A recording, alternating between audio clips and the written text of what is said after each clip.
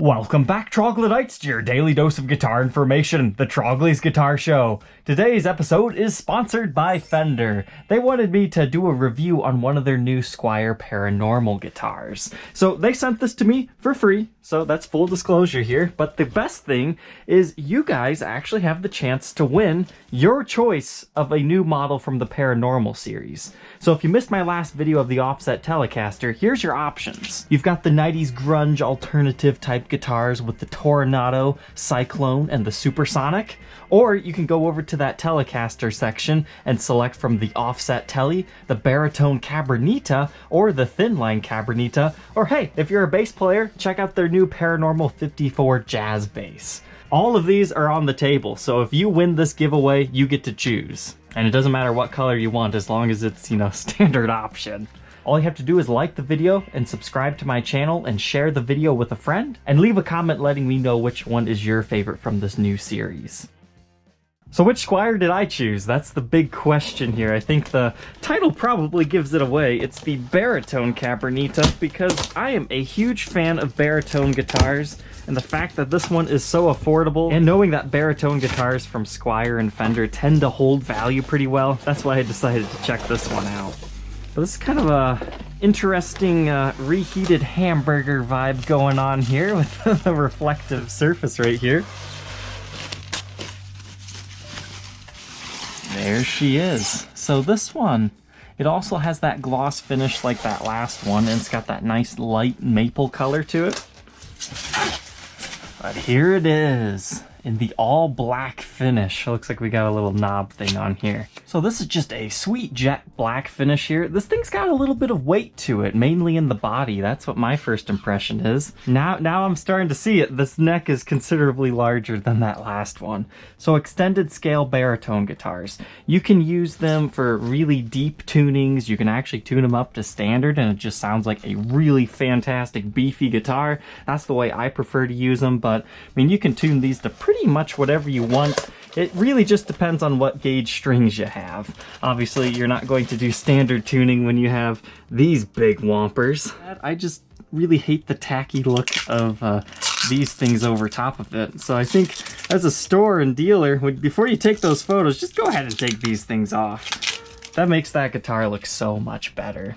Just in case you're not familiar with what a Cabronita Tele is, you can check out this video where I did a parts caster Cabronita, but they're kind of like a modified Telecaster. They usually have like a TV Jones pickup in here, but that's where this setup comes from. You've got your toggle switch down here. Ooh, it still acts like a regular Telecaster though, with going up and down. I wasn't expecting that.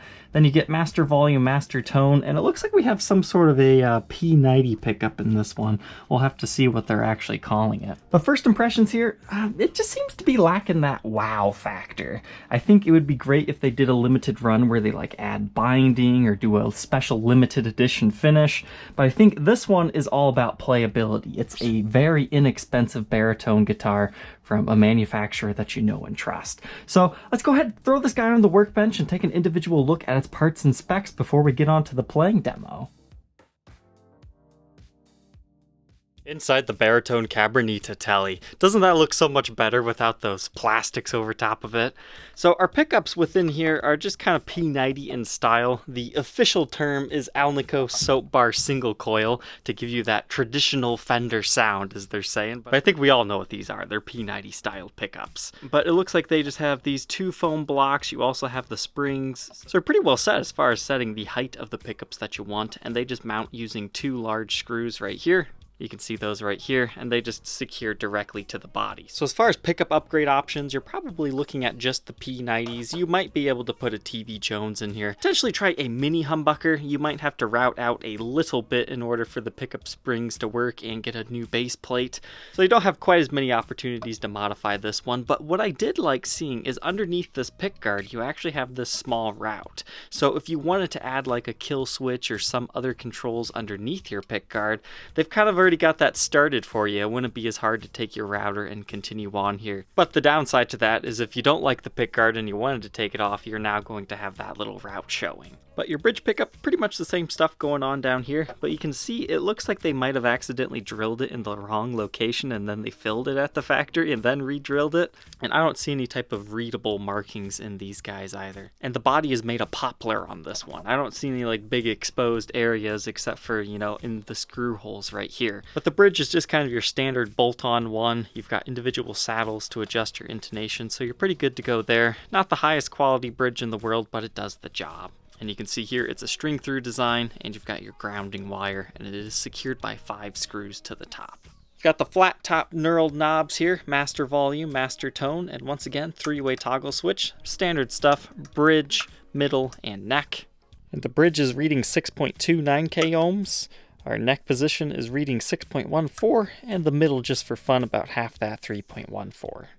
I'm a pretty big fan of P90 pickups though, so I'm really interested to hear how these things will sound. So moving on from our poplar body with the gloss black polyurethane finish, we now move on to our neck. If you've been watching my Epiphone reviews, you notice that those really evident wood grain lines where you can actually feel it, there's a bunch of divots within it. This is super smooth. It looks really good, and I honestly did not even need to condition this from the factory. I mean, it just looked that good out of the box. Really, the only negative thing that I can say is that the edges are a thick gloss polyurethane finish, and you can really feel like a ridge where that stops on the side of the neck and where the bare fretboard is. And you can kind of see it too. You hear it? So I'm scared that might chip one day, but a lot of people, what they'll do with these Squiers is they'll take a small sanding block and round the edges anyways. So that would be cured in that situation if you're going to do that. But it's just a small thing I noticed. And you can see a small area right here where the finish was kind of dinged up or something. But if that's all you can really say about quality control, I think they're doing okay. So now the moment of truth. What is the scale length of this guy? It's 27 inches, so that's the same type of baritone scale length as you find on the Buckethead Les Paul. So that has me pretty pumped, but baritones, they can range anywhere from like 27, they can technically go up to 30, but at that point you're kind of in like that Fender Bass 6 territory. So 27 is definitely good, but you only have 22 frets. I think that's kind of where they get you on this one. I think it would be nice if like next year they would release a 24 fret version that's kind of, you know, more blinged out. It gets a little bit of binding, it gets that special finish I was talking about. But for right now, at the player's price point of just a great baritone that's affordable, I think this is going to make a lot of people happy. But the frets are the narrow tall style, so most people like that, and it has a 9.5 inch fretboard radius. So the specs are actually pretty good on this thing, and it features a maple neck and a synthetic bone nut. So let's go ahead and grab our dimensions now. Looks like a 1.63 inch nut width, so it's a little bit smaller up here, but I bet that returns to standard about 1.98, not too bad. First fret neck depth, 0.83, and at the 12th, 0.9. That's interesting. Fender calls this a slim C neck profile shape, so this is it at the first, and at the 12th it just kind of gets rounded. But this neck, I mean, despite being called a slim C, it feels a little bit chunkier than that. It's got a nice roundedness to it. As far as the face of the headstock goes, you have a truss rod access right in here with the black plastic lining. You've got the Squier by Fender logo. You've got a single string tree right there, and Telecaster it actually says at the top, with the vintage style tuners that you put the string in and then wrap around. And according to the website, these are coming stock with 14 gauge strings. So if you like to use baritone guitars the way I do in standard tuning, you're actually going to have to modify your nut because these are stock from the factory filed for the 14 gauge strings. So that's something to keep in mind, but most people that are doing the whole baritone thing, they want those deep tunings that are beautiful. It's kind of like mixing bass with guitar without going too extreme. Moving on to the back here, it's just your standard string-through Telecaster design. You don't have any additional comfort carves or features. It's just a basic Telecaster. But the major difference being you have a back route here instead of being top routed. Now inside here, it looks like we have these tiny little pots. So if you wanted to upgrade to CTS pots, you'd have to do a little bit of reaming. And here's our switch. Personally, I think I would prefer it to be the other way instead of going up and down to be side and side. And if you wanted to move that to your front position, I think you have just enough room with these wires to be able to do that. You just have to unscrew a couple of things. And your output jack is located here on the side. You've got a strap button down here and one up here, and it's just a 4 bolt-on neck, and it says Squier. It would have been nice if they would have put Paranormal on it as well, but we kind of talked about that last time.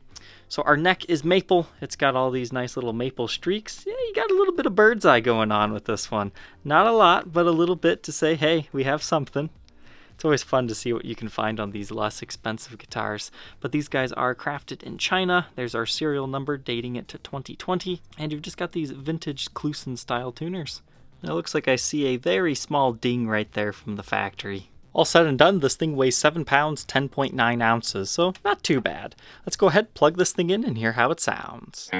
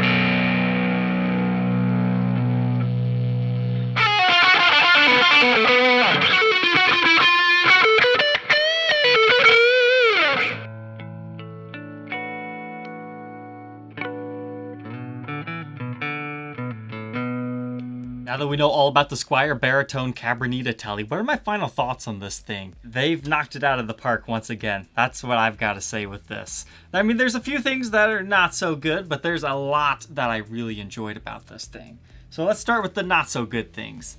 The neck dive, I mean, it's not crazy, but it kind of wants to sit parallel, but that also depends on your strap, so just have a nice gripping strap and you shouldn't have any worries there. Or if you just naturally like to play at this angle, I think you'll be okay. But this three-way switch, it needs to go. Take a listen to this. That is so frustrating. It's such a squeaky switch, it's just a little bit obnoxious. But the pickups within this thing, I was thoroughly impressed. After the offset Telecaster, I was really scared if like all these pickups were just going to need swapped right away, but I think you're actually going to be okay with these P90-esque looking pickups. That neck pickup, so juicy, but the true magic to this guitar is the middle position blending of the two. That chiminess mixed with the baritone scale length. I had this one tuned to B standard, so B, A, D, F sharp, B, and that was just such a beautiful match made in heaven for tones. I mean, I like to kind of do like the darker ambient things with these instruments, but you can also do happy little jingly things, but you've got the bass tones as well as the higher up tones. I mean, I just love playing chords on baritone guitars because it takes what you normally play but transforms the sound and gives you different ideas. So like mixing one of these things with a looper pedal, I mean, it really is worthwhile having a baritone guitar within your collection. So even if it's not this one, I mean, check out anything from any other manufacturer. Baritones are just where it's at for me. I always have a great time with these guitars. The only other thing that I will warn you about is these are really heavy gauge strings. So if you're not used to playing that, it's really gonna indent your fingers. It might take some time to get used to playing your bar chords and stuff on such heavy strings.